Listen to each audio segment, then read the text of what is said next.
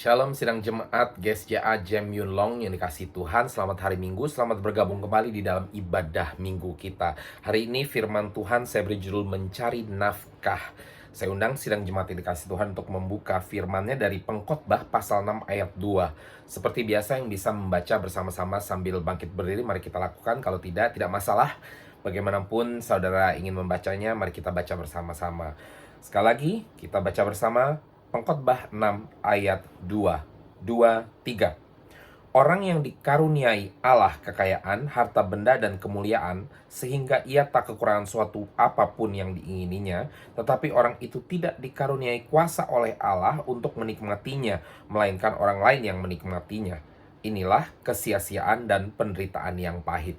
Mari kita berdoa. Bapa di surga, kami bersyukur hari ini Engkau kembali berbicara kepada kami Tuhan, terutama terkait hal mencari nafkah. Untuk itu kami berdoa biar kiranya Engkau singkapkan apa yang perlu disingkapkan dalam hidup kami, terutama bagi kami yang bekerja di luar negeri Tuhan, mencari nafkah untuk keluarga di kampung halaman. Kami serahkan ibadah kami dari awal hingga kepada akhir, semua di dalam tangan-Mu saja. Di dalam nama Yesus kami berdoa. Haleluya, mari kita semua katakan amin. Puji Tuhan. Saudara, ada 3 hal yang ingin saya sampaikan dalam hal mencari uang ya. Tadi kita mendengar dari Pengkhotbah 6 ayat 2 di mana dikatakan di situ ternyata pada saat Tuhan mengaruniai harta kekayaan atau berkat, tidak serta-merta orang tersebut bisa menikmati berkat atau harta kekayaan tersebut ya. Jadi penting untuk kita, kalaupun kita memiliki harta benda, kita harus memiliki karunia untuk menikmatinya juga. Dan memang banyak orang yang akhirnya tidak menikmati harta kekayaan yang dia kumpulkan. Dia hanya bekerja dan lain sebagainya. Dan ini yang akan kita bahas. 3 hal yang penting kita ketahui dalam hal mencari nafkah. Yang pertama, saudara-saudara, jangan serakah ya. Dalam hal mencari nafkah, jangan kita serakah. Kan tadi sudah diingatkan, percuma kalau kita serakah cari nafkah atau cari uang ya. Sudah giat capek-capek, tapi ternyata bukan kita juga yang menikmati, malah orang lain yang menikmatinya ya. Maka sia-sialah ini. Lukas 12 ayat 15 berbunyi, katanya lagi kepada mereka, berjaga-jagalah dan waspadalah terhadap segala ketamakan ya. Sebab walaupun seorang berlimpah-limpah hartanya, hidupnya tidaklah tergantung daripada kekayaannya itu. Jadi firman Tuhan mengingatkan agar kita jangan tamak dalam kita mencari nafkah, mencari kehidupan, mencari uang. Kenapa? Karena sekali lagi tadi, kalau kita sudah cari uang capek-capek, akhirnya juga uang tersebut tidak benar-benar dapat menyokong segala aspek kehidupan kita. Ya, kalau berbicara tentang keperluan hidup sehari-hari sudah pasti ya. Tetapi ternyata pada saat kita sakit ya kita divonis ya, tentu kita berdoa dalam nama Yesus tidak ada yang kena ya, apalagi James Yunong. Tetapi kita mau belajar hari ini melihat kasus-kasus orang-orang yang mungkin divonis penyakit yang artinya terminal ya. Jadi sudah tinggal nunggu waktu. Banyak sekali orang kaya yang punya uangnya, sudah siap untuk bayar, tapi dokter nggak bisa apa-apa. Saya kira dalam hal ini lebih baik yang miskin daripada yang kaya, saudara. Kenapa? Karena kalau yang miskin sudah tahu memang nggak bisa apa-apa, berserah pada Tuhan toh. Tapi kalau kaya kan serba salah tuh. Saya ada uangnya, tapi uang saya nggak bisa menyelamatkan saya. Ya, itulah sebabnya kita diingatkan dalam mencari nafkah, cari kehidupan, mencari uang, jangan serakah. Karena uang bukanlah segala-galanya. Yang percaya katakan amin ya. Yang kedua, saudara-saudara, harus ada prioritas. Katakan kanan kiri, harus ada prioritas. Ya, dalam hal ini artinya kita harus punya prioritas dalam setiap aspek kehidupan saya dan saudara-saudara. Ya, tentunya di dalam hal mencari uang itu sendiri juga harus tahu ya, mencari uang yang mana yang lebih baik gitu ya. Misalnya kalau hitam dan putih deh pokoknya, cari uang yang tidak baik di mata Tuhan ya, yang haram apa yang halal. Nah, tentu kita pilih prioritas yang halal. Tapi dalam hal halal pun ya, contohnya kalau kita lagi cari majikan, kita beda-bedakan, yang ini kasih gaji segini tapi kondisi kerjanya seperti ini, yang ini kasih gaji lebih rendah mungkin tapi kondisi kerjanya lebih baik. Nah, itu kita semua pertimbangkan untuk kita prioritaskan yang mana yang paling terbaik ya. Ini sangat penting sekali.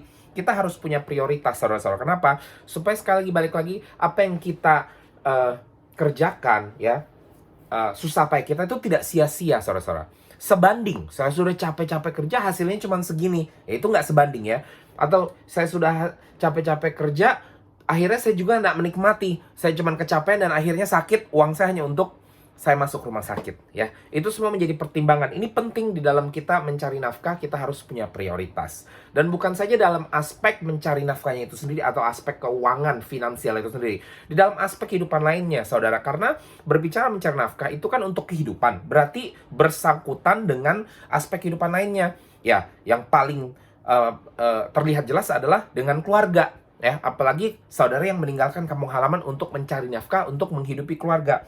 Maka saudara juga perlu memiliki prioritas di dalam aspek kehidupan berkeluarga tersebut. Ya, misalnya, berapa lama saudara kerja di luar negeri?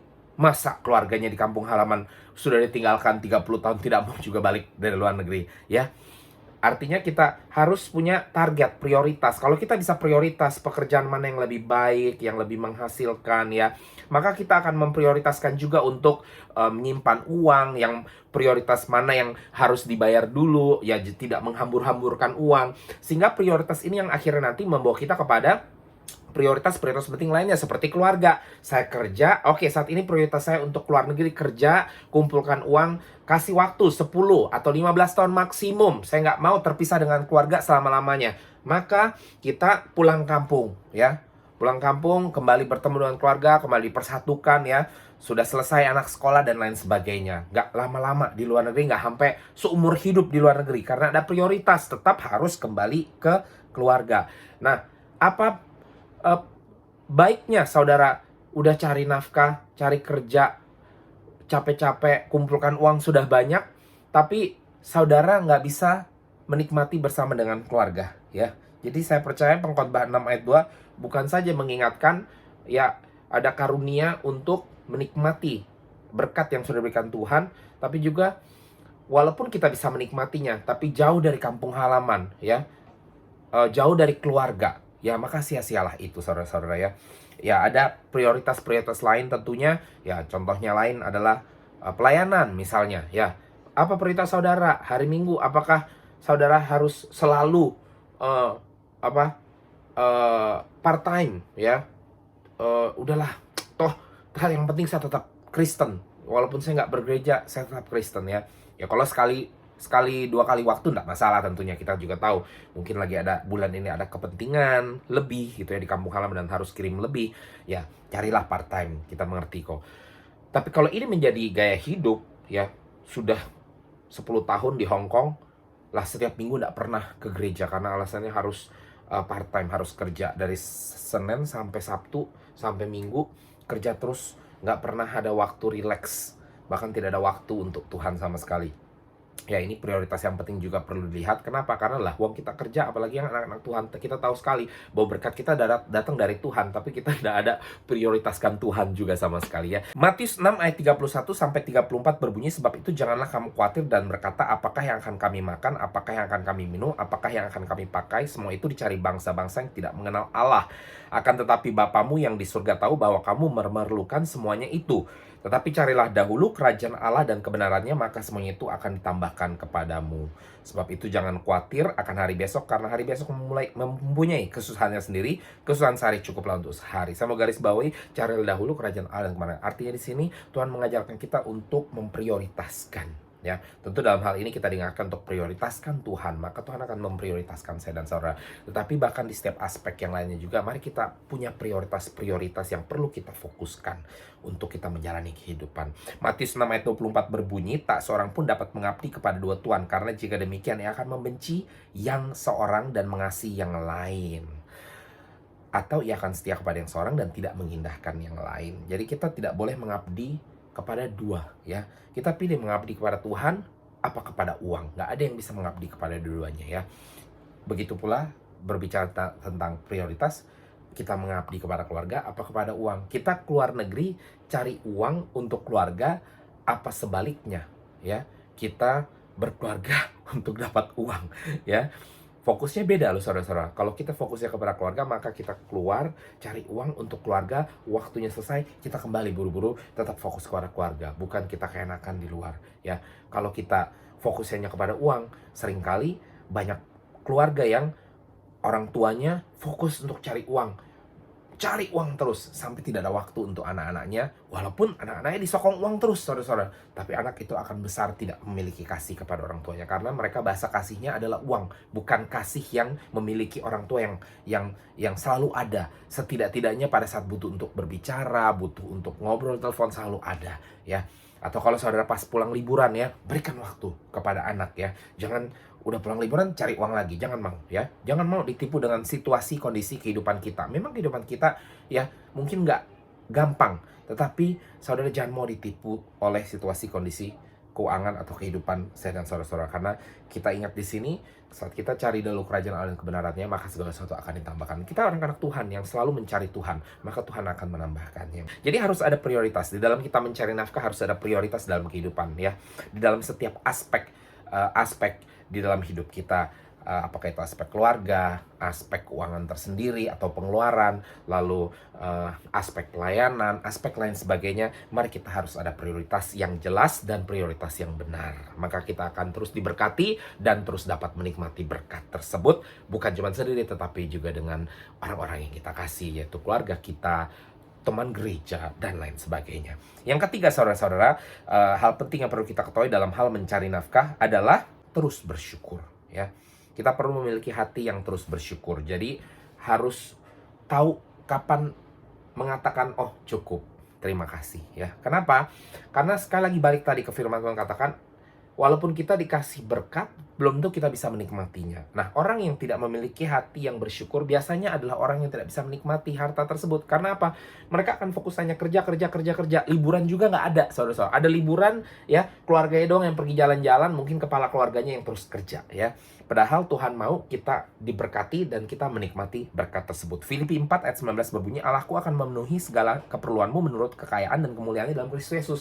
Orang-orang yang tidak tahu bersyukur ini biasanya adalah orang-orang yang takut hartanya habis. Kalau saya berhenti kerja, hartanya nggak akan cukup gitu, ya. Padahal firman Tuhan mengingatkan kepada saya dan saudara bahwa Tuhan akan memenuhi keperluan saya dan saudara. Jadi bukan kita nggak boleh kumpulkan uang, bukan kita tidak boleh menjadi kaya, tetapi kekayaan kita pun pada akhirnya tidak akan kita bawa mati, saudara-saudara, ya. Kekayaan kita pun pada akhirnya juga dibatasi dengan situasi di sekeliling. Masalah ekonomi, saat satu negara ekonominya anjlok, nilai uang bisa dipotong, ya. Kita punya tabungan di bank bermiliar-miliar, triliun-triliun bisa terpotong, ya. Kita bisa, sakit hati sekali, sudah kerja capek-capek sampai nggak libur-libur, tiba-tiba uang dipotong. Jadi itulah sebabnya kita perlu memiliki karunia untuk menikmati juga, dan kita terus bersyukur, tidak merasa kekurangan terus, ya, mentalitas miskin, ya. Kalau orang yang tidak tahu bersyukur ini biasanya adalah orang yang mentalitasnya miskin. Udah kaya tetap merasa miskin, sudah dicukupi merasa tidak cukup, jadi perlu nambahan lagi sana sini, ya. Tadi saya bilang kalau memang perlu nggak masalah, ya. Kalau memang kondisi kita lagi perlu, nggak masalah. Tapi apakah benar kita selalu dalam kondisi perlu? Ya, karena kita sudah melihat buktinya orang-orang kaya di dunia pun yang tidak percaya Yesus tidak pernah merasa cukup, gitu loh.